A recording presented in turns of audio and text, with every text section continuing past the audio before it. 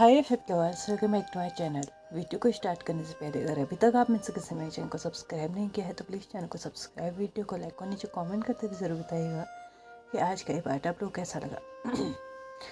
Weather change की वजह से थोड़ा सा कोल्ड हो चुका है तो प्लीज़ वॉइस में आज थोड़ा कॉम्प्रोमाइज़ कीजिएगा, ऑफकोर्स कर ही लेंगे।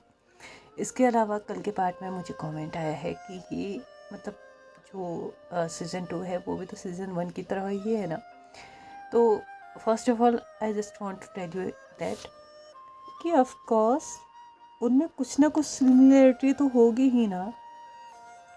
और मैंने इन दोनों ही चीज़ों को ना चेंज करने की कोशिश की है। सिर्फ 2 इंसिडेंट ऐसे हुए हैं जहाँ पे ना मतलब प्रीवियस सीजन से ये मैच कर रहा था। फर्स्ट विंग का मिसकैरेज, सेकंड ये जो कल हमने पास्ट में जाने का जो मतलब मेथड किया था। इसके अलावा हर एक चीज़ चेंज थी। दूसरा, अभी एफएफ बहुत बाकी है, एफएफ अभी ख़त्म नहीं होने वाला है। तो अब आपको पूरी की पूरी चीज़ें कंप्लीट चेंज दिखेंगी। अभी तो लेडी ली की सच्चाई सामने आई है सिर्फ इन लोगों के सामने। ये ज़रूरी थोड़ी लेना है कि वो सभी के सामने आ जाए।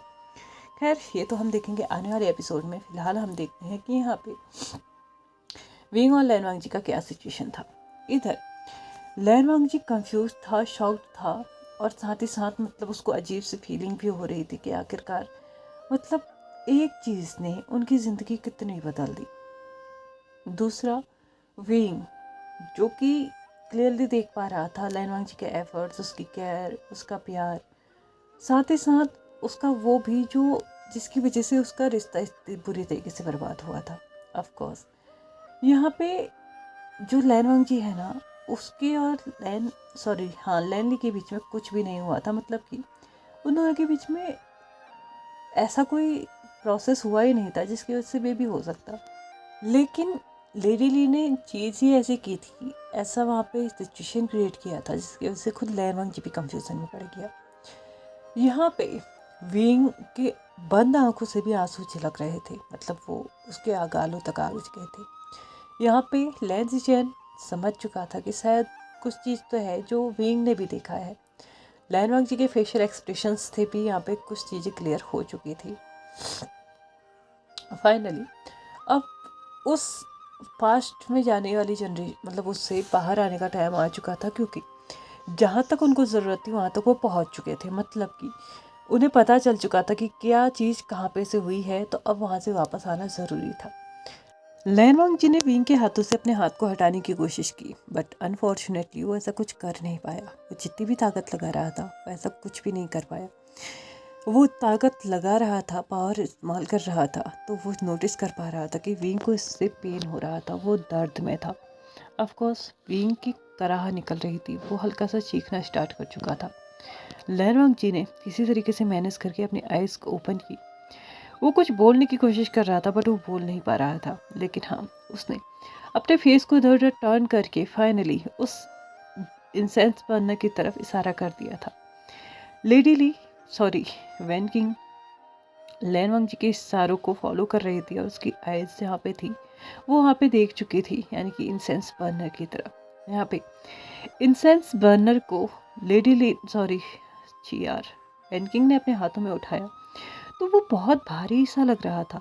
मतलब एक इंसेंस बर्नर इतना भारी कैसे हो सकता है, जबकि वो एक छोटा सा इंसेंस बर्नर था। लेकिन फिर भी उसने उस इंसेंस बर्नर को उठाया और यहाँ पे विंग लैनवांग जी और लैन सीजन के पास लेके आई। यहाँ पे लैनवांग जी कुछ बोल तो नहीं पा रहा था, लेकिन अपनी आंखों से ही वो इशारा करता है कि उसे खोलो, उसके अंदर कुछ ना कुछ ज़रूर होगा।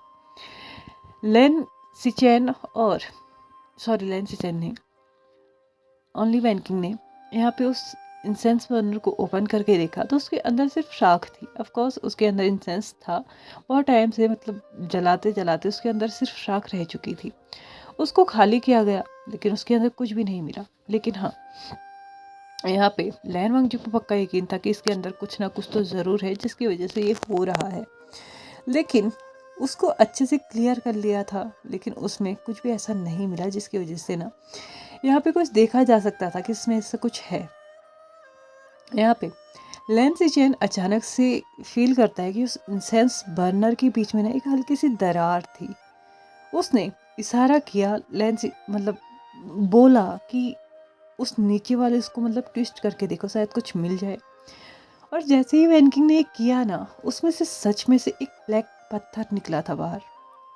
उसको लैन वांगजी, लैन सिचेन और वैन किंग ने जैसे ही देखा था ना, वो देख के ही समझ चुके थे। वो पत्थर इतना काला था ना कि इस मतलब कोई भी चीज़ उस चीज़ को मतलब देख के ही कह सकता था कि ये नॉर्मल काला नहीं है, इसको काला किया गया है।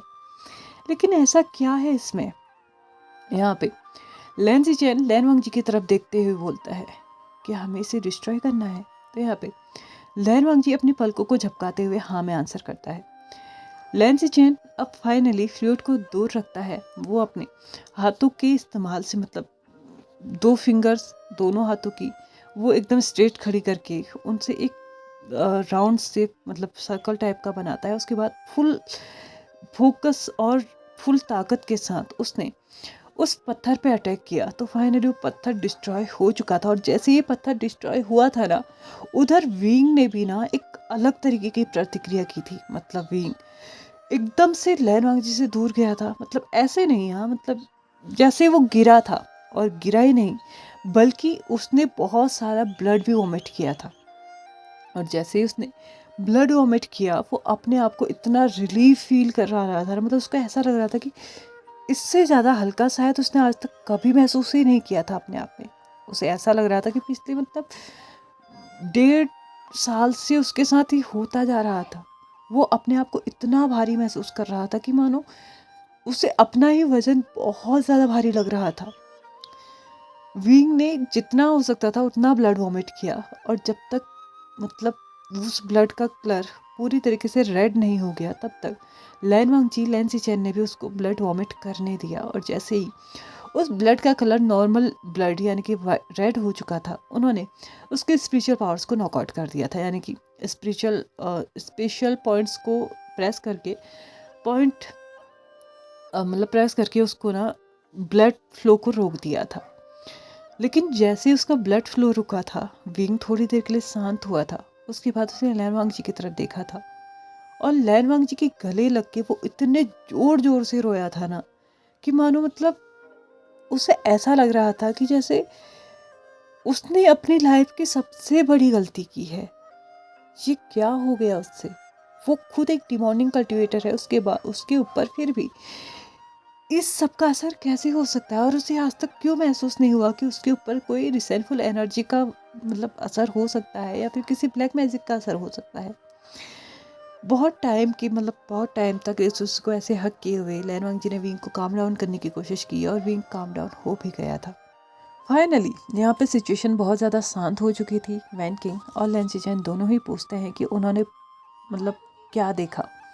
तो यहाँ पे वो सब मतलब लैन वांगजी सब कुछ बताता है कि क्या देखा और क्या नहीं देखा, क्या था क्या नहीं था। और साथ ही साथ वो ये भी बताता है कि जो कुछ भी हुआ था वो लेडी ली की तरफ से हुआ था। यहाँ पे जैसे ही वैन किंग ये बात सुनती है ना, तो वो बोलते हैं एग्जैक्टली, मुझे भी यही लगा था कि यही कुछ ना कुछ ज़रूर हुआ हो। मुझे ये औरत हमेशा से एक अजीब मिस्ट्री लगी है। मतलब वो जब भी विंग के पास आती थी ना कुछ गड़बड़ ही होती थी। और मुझे एक बात समझ में नहीं आती, जहाँ पे लैन वांगजी कुछ ट्राई नहीं कर रहा था, वो हमेशा विंग को पीसफुली रहने के लिए छोड़ रहा था, वहीं पे वो ट्राई कर रही थी। मतलब कि मेरा शक सही था। विंग इतना गुस्से में था ना कि वो अपनी मतलब मुट्ठियों को भेजते हुए वहाँ से लैन वांगजी से बोलता है कि मैं इस औरत को छोड़ूंगा नहीं। मुझे नहीं पता इसका क्या मकसद था, क्यों उसने ऐसा कुछ किया, लेकिन जो भी हो इसने बहुत गलत किया है। तो यहाँ पे लैन वांगजी विंग को रोकते हुए बोलता है, नहीं, हम ऐसे कुछ भी नहीं कर सकते, स्पेशली तब तक नहीं जब तक मेरा बेबी उसके पास है। तो यहाँ पे विंग लैन वांगजी की तरफ देखते हुए बोलता है, तुम्हारा नहीं, वो बेबी तुम्हारा नहीं है। मुझे नहीं पता कि वो किसका पाप तुम्हारे सर पे मर रही है, लेकिन वो तुम्हारा नहीं है। जिस तरीके से तुम मेरे पास्ट में गए थे, वैसे मैं भी गया था, और मैंने क्लियरली देखा है कि वो तुम्हारा नहीं है। उसने सिर्फ एक इल्यूजन क्रिएट किया था, जिसकी वजह से तुम्हें ऐसा लगा कि तुमने अपनी रट उसके साथ स्पेंड की है, जबकि सच ये था कि तुम सारी रात खुद को कंट्रोल करते रहे। लेकिन सबसे बड़ी क्वेश्चन तो ये है यहाँ पे कि वो तुम्हारे साथ कर क्या रही थी।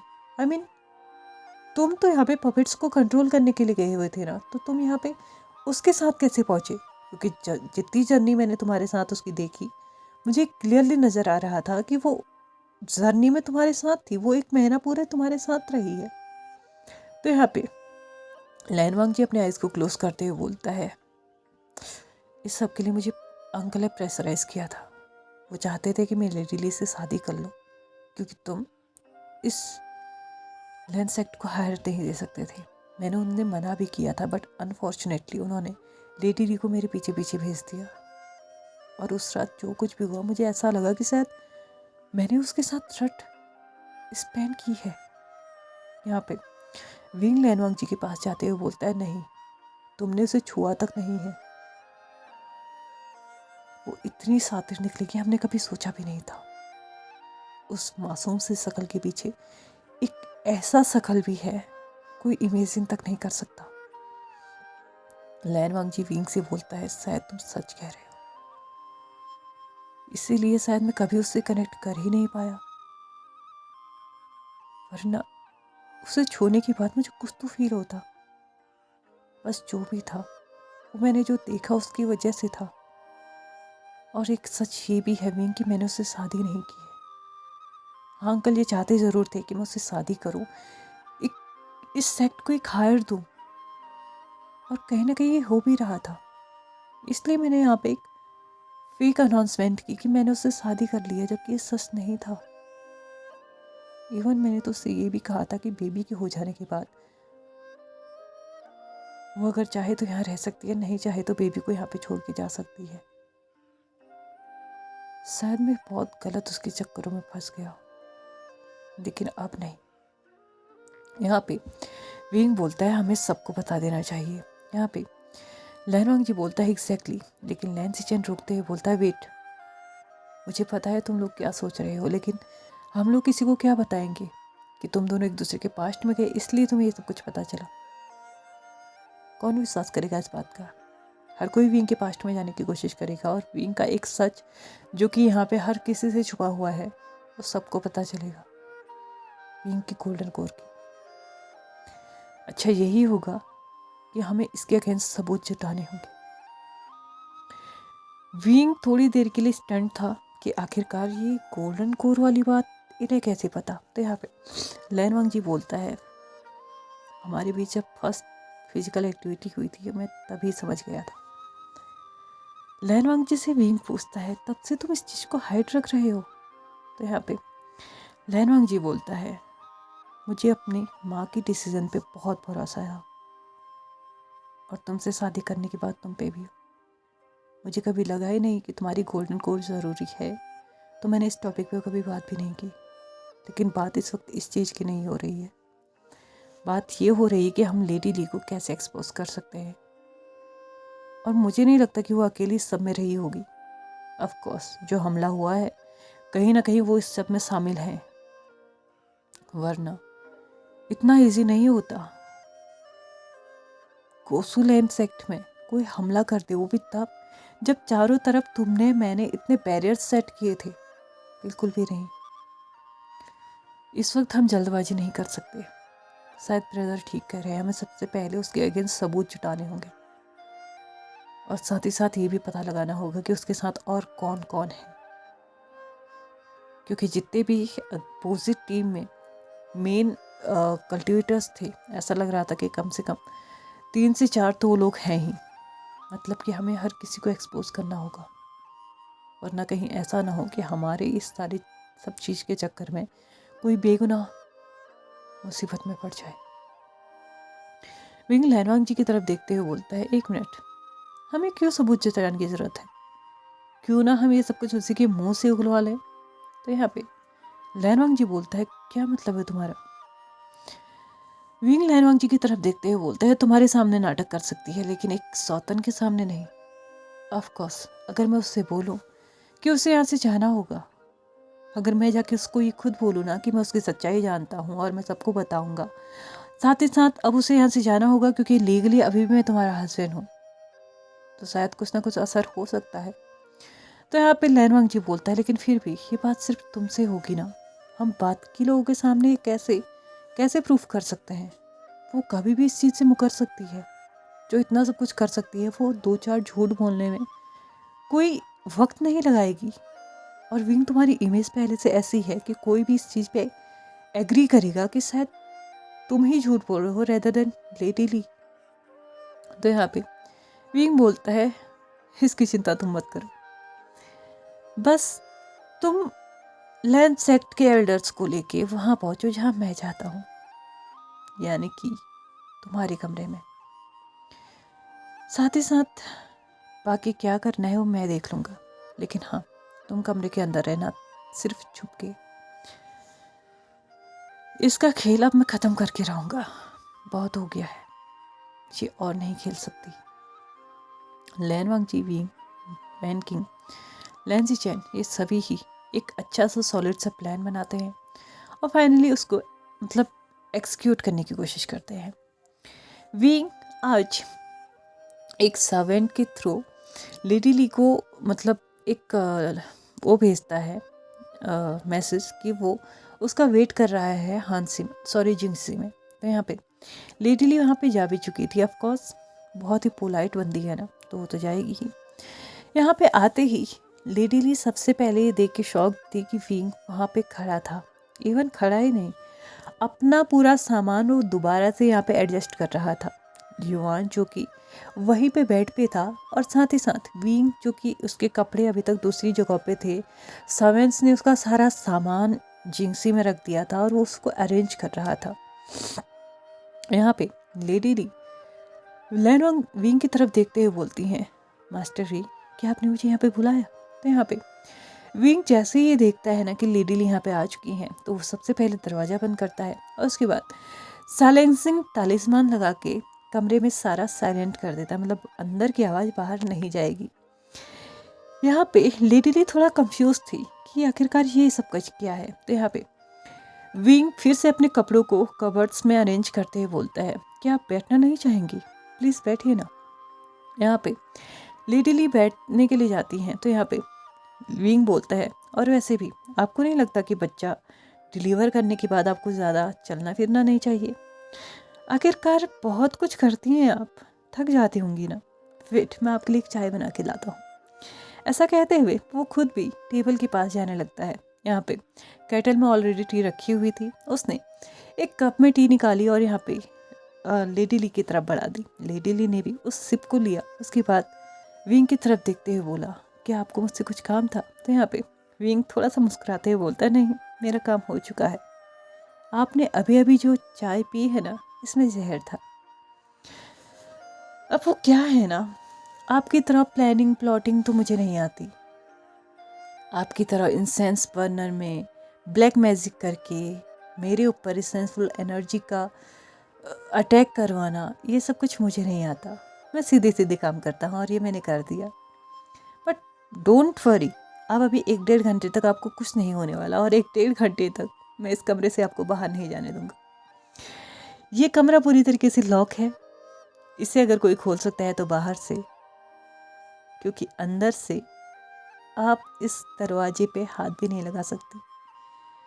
और रही बात आप चीखेंगी चिल्लाएंगी, तो मैं ऑलरेडी यहाँ पे तालिस्मान से इस्तेमाल कर चुका हूँ, जिसकी वजह से अब ना आप चिल्ला भी सकती हैं, ना ही आप कुछ कर सकती हैं। बस एक चीज़ कर सकती हैं, जाने से पहले अपने गुनाह स्वीकार कर सकती हैं, ताकि आपको ना एक अच्छी ज़िंदगी मिले आने वाले टाइम पे।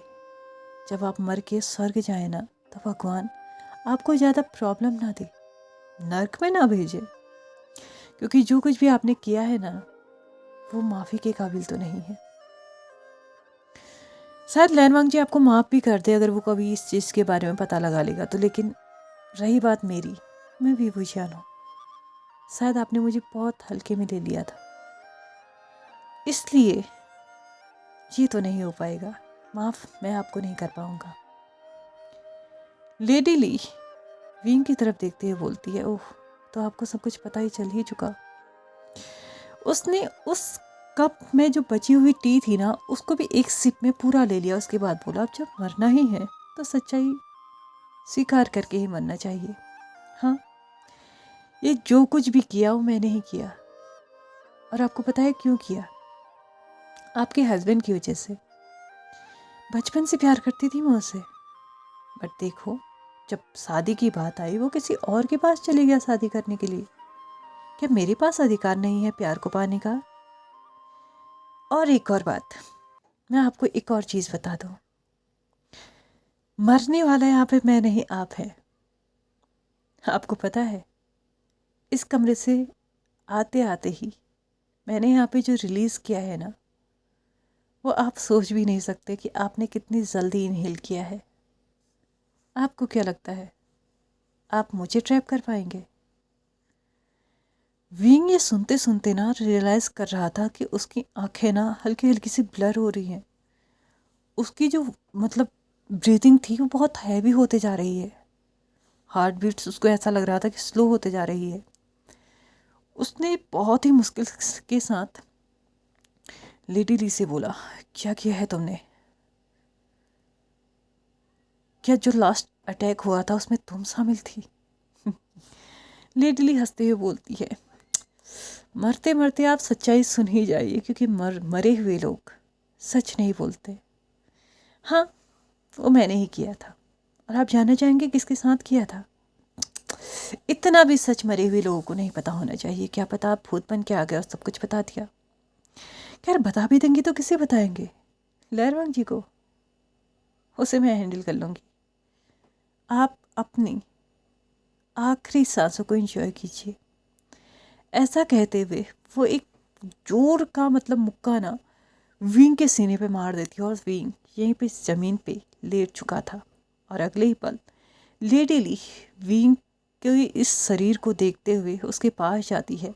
उसके बाद एक वॉइस में बोलती है, क्या अब आप बाहर आएंगे या फिर आपको मुझे बाहर निकालना होगा? हांग वंचुन, क्या चीज़ है ये लेडी ली? क्या सच में इसको ट्रैप करना इतना आसान नहीं, इतना आसान है, या फिर इसकी ये जर्नी अभी बहुत लॉन्ग चलने वाली है? ये तो हम देखेंगे आने वाले एपिसोड में, क्योंकि अभी मेरा टाइम हो चुका है इस पार्ट को यहीं पे ख़त्म करने का। तो चलिए फ्रेंड्स, आज के इस पार्ट को हम यहीं पे ख़त्म करते हैं। वीडियो पसंद आया तो please like share subscribe and comment करते हुए जाइएगा। Thank you so much for watching my video and bye bye.